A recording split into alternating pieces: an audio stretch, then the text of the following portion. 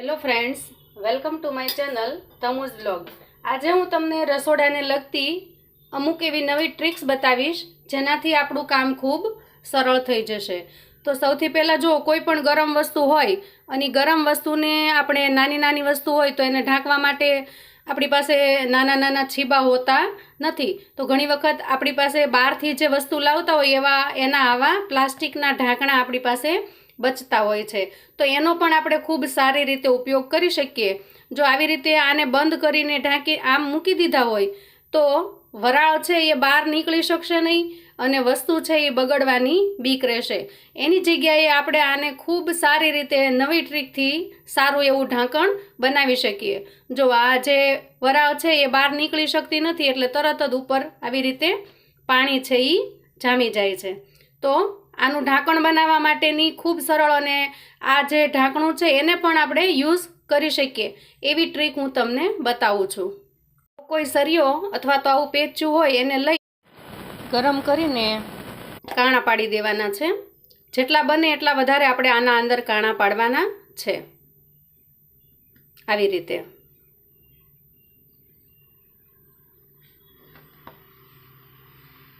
હવે જો મેં આવી રીતે ફરતા બધે જ આવી રીતે હોલ કરી લીધા છે. હવે આને આપણે ઢાંકણને સરસ રીતે બનાવી લઈએ. તો આપણી પાસે આપણે ટોમેટો કેચઅપ લાવતા હોઈએ, મેયોનેઝ આવા પેકેટની અંદર લાવતા હોઈએ તો આ બધા પેકેટ છે એની ઉપરના જે ઢાંકણા હોય એ તો પડ્યા જ હોય છે અને એનો આપણે કોઈ દિવસ યુઝ પણ કરતા નથી. તો આપણને ખ્યાલ જ નથી હોતો કે આનો યુઝ થઈ શકે. તો એના માટે હવે આપણે એનું ઢાંકણ બનાવીશું.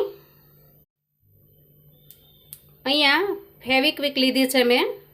ફેવિક્વિક તો બધાને ઘરમાં આરામથી મળી જાય. હવે આ ઢાંકણ છે એ ઢાંકણ છે એ આડું હોય તો આપણે એને કાતરથી સરખું કરી લેવાનું.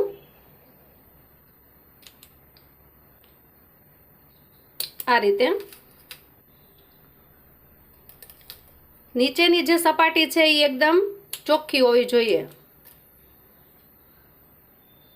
હવે અહીંયા આપણે એને ફેવિક્વિક લગાવી દઈએ અને આ જે ઢાંકણનો આ ભાગ છે ત્યાં પણ આપણે ફેવિક્વિક લગાવી દઈએ.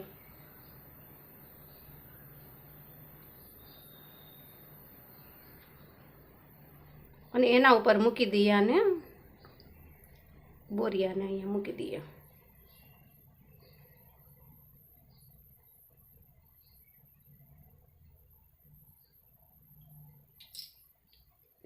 જો થોડી વારની અંદર જ ત્યાં છે એ સરસ ચોંટી ગયું છે. એના ઉપર વધારે મજબૂત થાય એટલા માટે આપણે અહીંયા મીઠું નાખી દઈએ ફરતું આવી રીતે. મીઠું નાખવાથી આ જે મજબૂત થઈ જશે ખૂબ જ તે આ જોડ છે એ અંદરથી નીકળશે નહીં. બસ આવી રીતે મીઠું નાખી દઈએ. આ એની મેળે મિક્સ થઈ જશે. તો તૈયાર થઈ ગયું છે આપણું ખૂબ સરસ મજાનું ઢાંકણ. જો તમને હું લગાડીને બતાવું. કોઈ પણ વસ્તુ ગરમ હોય એને તમે આરામથી ઢાંકી શકો, આરામથી લઈ શકો, આરામથી ઢાંકી શકો અને વરાળ પણ બધી આમાંથી નીકળી જશે.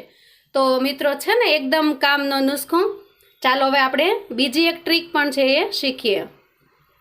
રસોડાની અંદર કામની વસ્તુ જેમ કે ચીપીઓ છે, ખાસ કરીને લાઇટર છે, પછી કાતર છે, આ ઘણી વખત આપણે કંઈક એવી આડીઅવળી મુકાઈ ગઈ હોય તો ગોત્યા કરીએ અને જલ્દી જડે નહીં અને આપણું જે કામ હોય એ ખૂબ લેટ થઈ જાય. તો એને નજર સામે રાખવા માટેની એક ખૂબ સરસ ટ્રીક છે, હું તમને બતાવું.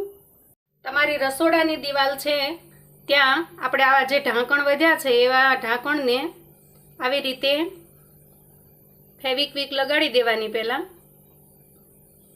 આવી રીતે ફેવિક્વિક સરસ રીતે લગાડી દેવાની અને પછી જ્યાં તમને અનુકૂળ હોય ત્યાં આવી રીતે ચોંટાડી દેવાનું.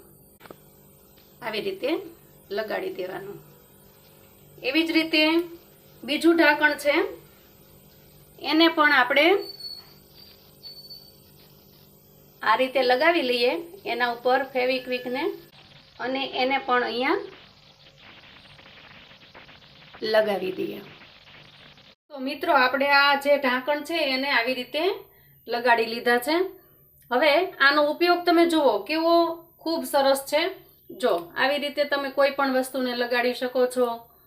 પછી આવી રીતે કોઈ વસ્તુને લગાડી શકો છો.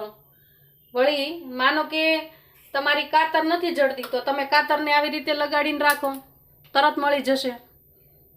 તમારે ચીપિયો નથી જડતો, વારે વારે ગોતવો પડે છે, ચીપિયો લગાડીને રાખો. જુઓ છે ને સરસ ટ્રીક, એકદમ મસ્ત. અને વળી લાઇટરનું તો બહુ જ કામ પડે, તો લાઇટર ગોઠવી દઈએ. તો એકદમ મસ્ત યુનિક અને નવી ટ્રીક છે. તમે લોકો પણ જરૂરથી અજમાવજો. પછીની ટ્રીક છે મિત્રો ડુંગળીની. આપણે ડુંગળી સમારવાની હોય એમાંય ખાસ કરીને જ્યારે એકદમ પતલી પતલી ઝીણી ઝીણી પાઉંભાજી માટે કે કોઈ સબ્જીમાં નાખવા માટે, તો ચાકુથી જ્યારે આપણે ડુંગળીને સમારીએ છીએ ત્યારે એક સરખી ઝીણી નથી થતી, ખૂબ મોટી રહે, અથવા તો ટૂંકમાં ઘણી બધી મુશ્કેલી પડે ઝીણી ઝીણી સુધારવામાં. તો એના માટેની એક ખૂબ સરસ ટ્રીક છે જે હું તમને અત્યારે બતાવું છું. તમે ચોક્કસથી અજમાવજો. એનાથી ડુંગળી છે એ તમને એમ લાગે કે ના, આવું કોઈ દી વિચાર્યું નહોતું કે આનાથી આપણે ડુંગળી એકદમ ઝીણી અને સારી સમારી શકીએ.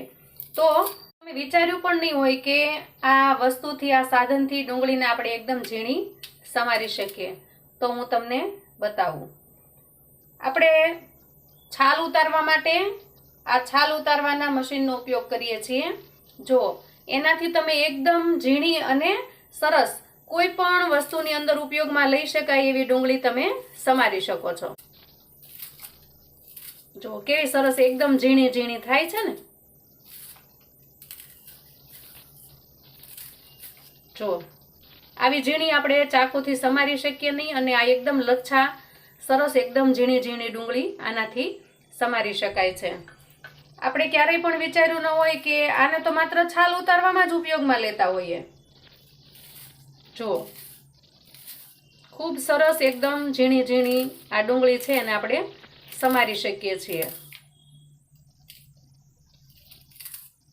આવી રીતે આપણે કોઈ પણ પાઉંભાજીમાં નાખવી હોય, અથવા તો મસાલા તરીકે કે કચુંબર બનાવવા માટે ડુંગળી સમારવી હોય, તો જુઓ કેવી સરસ એકદમ ઝીણી. આને જ્યારે છૂટી પડી જાય ત્યારે એકદમ છૂટી છૂટી અને સરસ સમારાઈ જાય છે. તો આ એકદમ નવી ટ્રીક છે ડુંગળી સમારવાની. આનાથી તમે એકદમ ઝીણી ઝીણી ડુંગળી જો આવી રીતે સમારી શકશો.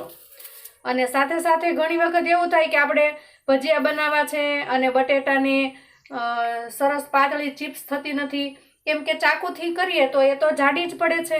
તો એને પણ તમે આનાથી સરસ ચિપ્સ બનાવી શકો છો. જુઓ સરસ થાય છે ને એકદમ. જો એકદમ પતલી અને સરસ બને છે. તો તમે પણ આ ટ્રીકને અજમાવજો.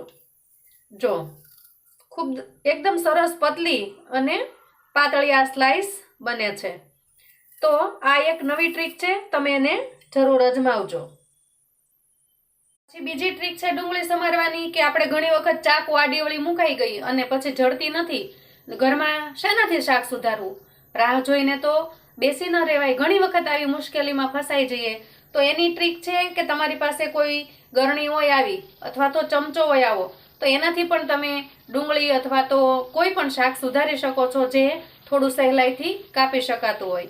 જો તમે આનાથી પણ શાક સમારી શકો છો. જો એ પણ અસરકારક છે. જો આનાથી પણ સારી રીતે આપણે શાકને સમારી શકીએ છીએ. એ પછી બટેટું હોય કે ડુંગળી હોય, તો તમે એ સમયે ઝડપથી કોઈ વસ્તુ દેખાય નહીં તો તમે આવી રીતે શાકને સમારી શકો. જો એવી રીતે માનો કે બટેટું હોય તો તમે બટેટાને પણ સમારી શકો. જો સમારી શકીએ જ ને.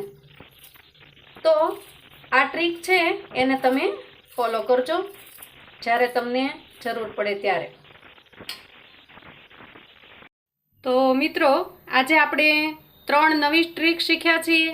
એક છે બટનનો ઉપયોગ છે જેનાથી આપણે વસ્તુને સાચવીને મૂકી શકીએ, એક છે એ ઢાંકણ બનાવવાનું છે અને એક નવી રીતે ડુંગળી સમારવાનું છે.